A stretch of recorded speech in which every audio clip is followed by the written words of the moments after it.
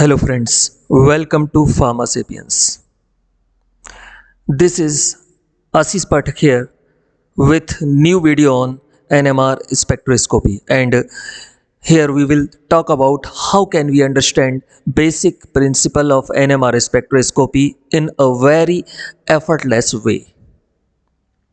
In general, when we think about NMR, we have this type of reaction we have. ये क्या है यार? क्या तुझे समझ आया NMR? Okay, don't worry. After a few minutes, it will be very easy for you. So let's start with very simple example. There is a student who is working for a competitive exam like GPAT, NIPER, or any other exam like UPSC exam. So this student is preparing for any competitive exam और अपने से ही तैयारी कर रहा है, किसी का guidance नहीं लिया, अपने से तैयारी कर रहा है. And he set a target कि भाई टॉप 100 में आना है. और अभी अपने से ही तैयारी कर रहा था. फिर इसके ऊपर नज़र पड़ी एक टीचर की. उन्होंने देखा कि स्टूडेंट अच्छा है और उन्होंने उससे बात की. अब ये स्टूडेंट इन टीचर के इन्फ्लुएंस में तैयारी करने लगा. Now he is in right direction under influence of teacher. And जैसे जैसे टीचर अपनी स्ट्रेंथ बढ़ाते जा रहे हैं, अपनी एफर्ट की स्ट्रेंथ बढ़ाते जा रहे हैं, स्टूडेंट की वर्किंग फ्रीक्वेंसी भी बढ़ती जा रही है. और सही बात यह है कि राइट डायरेक्शन में बढ़ती जा रही है और वो अपने टारगेट के करीब पहुंचता जा रहा है. और जैसे ही उसकी वर्किंग फ्रीक्वेंसी टारगेट के साथ रेजोनेंस में आएगी, ही विल गेट सक्सेस. अब इसी एग्जाम्पल को आपको याद रखना है. बहुत आसानी से आपको एनएमआर का बेसिक प्रिंसिपल क्लियर हो जाएगा. So it is going to be very easy for you to understand basic principle of NMR. अब हम यहां टारगेट की जगह रखते हैं आरएफ जनरेटर, जहां हमने एक फ्रीक्वेंसी सेट कर रखी है. For example it is 100 megahertz. Student की जगह यहां पर एक प्रोटॉन है जो अपने एक्सिस पर मूव कर रहा है और टीचर की जगह एक मैग्नेट है. मींस हाई स्ट्रेंथ का मैग्नेटिक फील्ड अप्लाई कर रहे हैं हम, जो टीचर की जगह हम यहां पर देखेंगे. ओके, तो वापस आते हैं प्रोटॉन के ऊपर. कोई भी चार्ज पार्टिकल अगर अपने एक्सिस पर मूव करता है तो वो चारों तरफ एक मैग्नेटिक फील्ड जनरेट करता है, वेदर इट इज प्रोटॉन और इलेक्ट्रॉन. ये बात पहले भी हमें आइंस्टाइन ने, माइकल फैराडे ने बताई हुई है कि कोई भी चार्ज पार्टिकल अपने एक्सिस पर मूव करेगा तो चारों तरफ एक मैग्नेटिक फील्ड जनरेट करेगा. तो प्रोटॉन भी यहाँ पर एक जायरोस्कोपिक मोशन शो कर रहा है, अपने एक्सिस पर मूव कर रहा है और चारों तरफ एक मैग्नेटिक फील्ड जनरेट करेगा. Means each proton can be considered और टाइनी बार मैग्नेट. हर प्रोटॉन को आप एक छोटी सी मैग्नेट मान सकते हैं.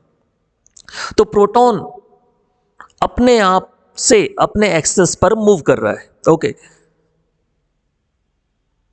अब हमने इसके ऊपर हाई स्ट्रेंथ का मैग्नेटिक फील्ड अप्लाई किया तो अब ये इसके इन्फ्लुएंस में मूव करने लगा.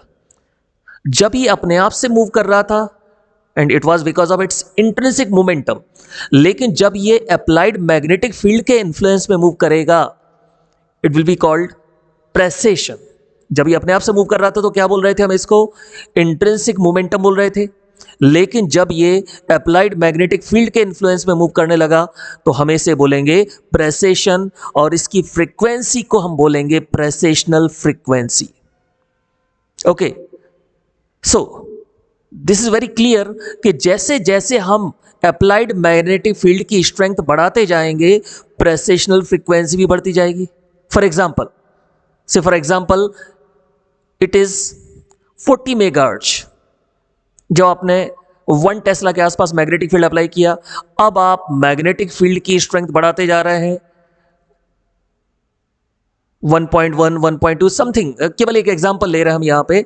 तो आप जैसे जैसे मैग्नेटिक फील्ड की स्ट्रेंथ बढ़ाते जाएंगे, प्रेसिजन फ्रीक्वेंसी बढ़ती जा रही है. 40, 50, 60, 70, 80, 90, 100, और जैसे ये 100 पर पहुंचा मीन्स ये आरएफ जनरेटर की फ्रीक्वेंसी की रेजोनेंस में आ गया। मीन्स सिंपल, हम यहां पर ये कह सकते हैं कि ये न्यूक्लियस अप्लाइड मैग्नेटिक फील्ड के कारण आरएफ जनरेटर की फ्रीक्वेंसी की रेजोनेंस में आया। So this NMR has derived from the basic concept. This nucleus comes in resonance because of applied magnetic field, nuclear magnetic resonance। अब इसके आगे की बात करते हैं। जैसे ये प्रोटॉन आरएफ जनरेटर की फ्रीक्वेंसी की रेजोनेंस में आएगा, ये प्रोटॉन रेडियो फ्रीक्वेंसी जनरेटर से एनर्जी को एब्जॉर्ब करेगा। मींस एनर्जी एब्जॉर्ब करने के लिए रेजोनेंस में आना जरूरी है। ओके, तो जैसे ही ये रेजोनेंस में आएगा, एनर्जी को एब्जॉर्ब करेगा, और ये प्रोटॉन एनर्जी एब्जॉर्ब करके कहां जाएंगे?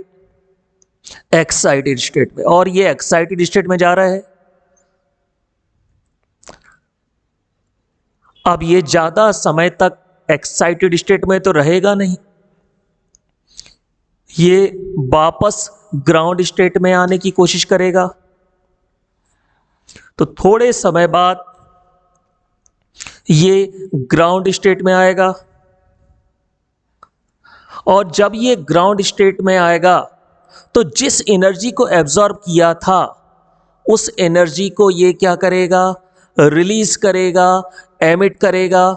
और जिस एनर्जी को ये रिलीज कर रहा था उसके कारण जो स्पेक्ट्रा बनेगा, जिसको ये रिलीज कर रहा था उसके कारण जो स्पेक्ट्रा बनेगा, and this spectra will be NMR spectra.